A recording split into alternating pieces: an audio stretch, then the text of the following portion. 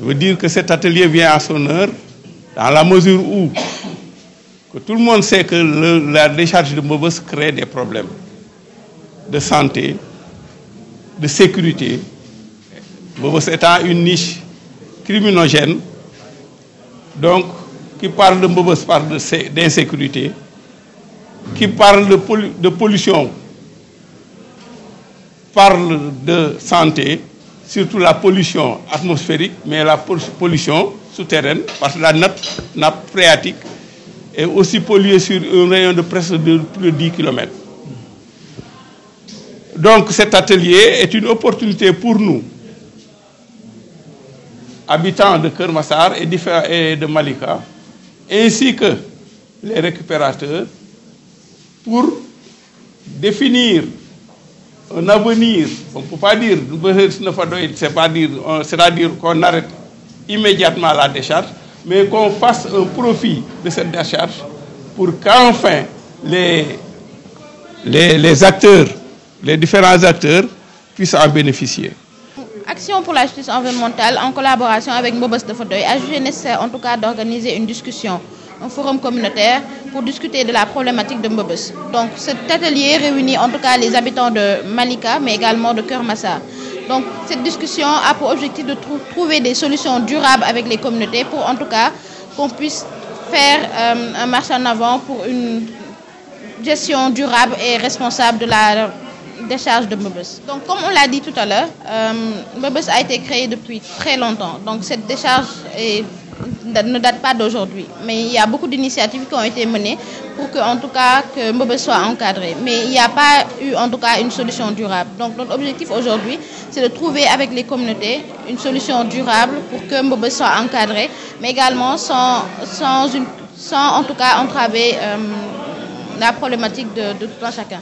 Donc, ce qui est visé ici, c'est qu'on trouve ensemble des solutions avec la SONAGED, avec les autorités locales et administratives, et que, en tout cas, l'arrêté qui a été pris soit effectif pour que les comités de suivi qui a été créé soient en tout cas effectifs pour qu'ils puissent suivre les actions de l'État. Nous avons travaillé et on a discuté sur les impacts de Mbobos. Mbobos est une réalité et une réalité que personne ne peut aujourd'hui occulter. Sa présence ne datant pas d'aujourd'hui. Et nous avons constaté également que Keur Massar, en tant que creuset aujourd'hui, qui reçoit le trop plein de population venant de Dakar, aujourd'hui nous notons une forte concentration de population à Keur Massar, ce qui crée une forte vulnérabilité. Vous savez que le risque est lié à quoi? À la présence des aléas, mais également à la présence de vulnérabilité. Donc la présence de ces populations montre aujourd'hui que les personnes qui peuvent être impactées du point de vue sanitaire, du point de vue environnemental, deviennent de plus en plus importantes parce que la population dans Keur Massar est galopante, dit la représentante de l'AGE.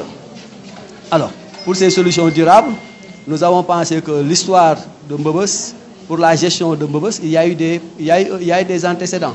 Il y a eu le fameux séminaire de Sali, où il y avait des mesures d'urgence qui ont été dégagées par l'État et les différents acteurs présents à ce séminaire-là. Il y a donc la nécessité de continuer à faire le suivi de ces actions qui ont été bien identifiées à travers un atelier extrêmement important et nous pensons qu'il faudrait que ce comité de suivi qui a été mis en place soit restructuré, redynamisé pour qu'il puisse prendre en charge le mémorandum, mais le plaidoyer et pour qu'il puisse également aller vers la présentation de la proposition de solutions durables pour que les autorités puissent s'impliquer.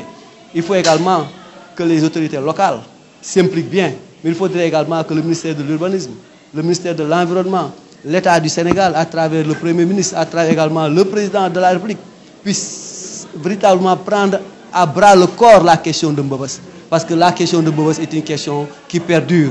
Et à chaque fois, chaque gouvernement a fait face à ce problème-là. Et nous pensons que nous fondons beaucoup d'espoir par rapport au nouveau gouvernement qui est dans une dynamique d'innovation, qui est dans une dynamique inclusive, d'implication des populations. Et nous pensons que le nouveau gouvernement prendra les choses de la meilleure des manières et qu'il pourra véritablement utiliser les démarches les meilleures pour qu'on ne tombe plus dans ce que nous appelons le tape à l'œil, n'est-ce pas? Les éléphants blancs, comme on dit, des promesses, rien que des promesses ou bien parfois du saupoudrage. Je crois qu'il faudrait véritablement que les gens prennent, que les autorités prennent véritablement en main les problèmes des populations. très ouverts, bien ouverts au Promogep. Nous ne sommes pas des adversaires. Promogep est un acteur incontournable parce que c'est une institution qui a été mise en place par l'État. Ils sont là pour servir les populations. Et ce que nous déplorons, c'est que nous avons entendu beaucoup de milliards, 275 milliards qui ont été injectés pour rien que la gestion de Mbobes. Et jusqu'à présent, on ne voit pas en quoi ces 275 milliards sont en train d'être investis. Et ça aussi, nous interpellons l'État, nous interpellons le Promogep, qu'ils puissent véritablement s'approcher encore davantage. Ils sont sur le terrain, ils sont en train de travailler. Nous ne l'ignorons pas. Nous ne l'ignorons pas. Et on les a même contactés pour participer à cet atelier. Mais je crois qu'il y a eu quelques insuffisances, n'est-ce pas, peut-être de communication. Raison pour laquelle, peut-être aujourd'hui, on a parlé même de la question de la délocalisation. Mais nous savons que Mbobes est là. Délocaliser Mbobes, ce n'est pas forcément la solution. Ce n'est pas forcément la solution parce que les déchets sont là. Mais il faut peut-être arrêter le fait de déverser les ordures ici. Il faut peut-être l'arrêter momentanément, il faut procéder au tri, il faut procéder à l'exploitation. Certains même sont allés jusqu'à proposer véritablement l'achat d'un aspirateur, comme ce qui a été fait au niveau de Bargny avec Sococim, pour aspirer la poussière, pour aspirer peut-être les débris, les particules, ce qui aujourd'hui atteint véritablement la santé des populations. Donc vous mettez une modernisation Mais évidemment, nous sommes pour une modernisation parce qu'aujourd'hui, Mbobes est déjà là. Ce qu'il faut faire, c'est la gérer. Mbobes est là, il faut la gérer. Il faut bien exploiter, il faut faire le tri, mais il faut également tout faire pour réduire les impacts. Parce que les impacts sont là.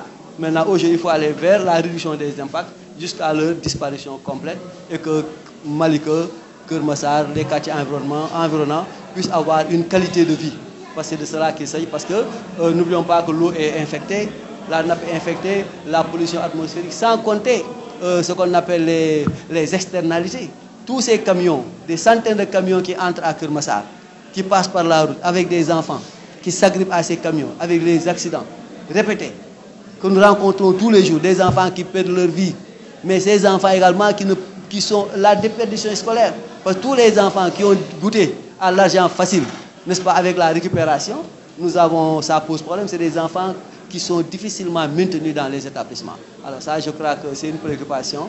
Et quand il s'agit de nos enfants, il s'agit de l'avenir de ce pays-là, il s'agit de l'avenir du Sénégal. Mais je crois que ça, c'est des questions essentielles sur lesquelles il faudrait revenir. Nous sommes donc ouverts et nous travaillerons à unir tous les acteurs, à aller dans une unité d'action avec tous les acteurs. Et nous comptons beaucoup sur AGE qui véritablement a facilité la tenue de l'atelier d'aujourd'hui, qui certainement sera le déclic pour d'autres ateliers, n'est-ce pas, dans d'autres localités comme Keur Massar Nord, comme Malika, comme Yeumbeul, toutes ces localités. Si nous devons aller dans ces localités, partager avec eux, parce que n'oublions pas que Keur Massar est aujourd'hui un département, il faudrait que tout le département, parce qu'un problème qui naît à Keur Massar Nord ou à Keur Massar Sud, c'est un problème qui impacte forcément tout le département. Il faudrait que tous les acteurs du département, les autorités locales, mais également l'État, puissent s'impliquer dans la gestion de cette affaire.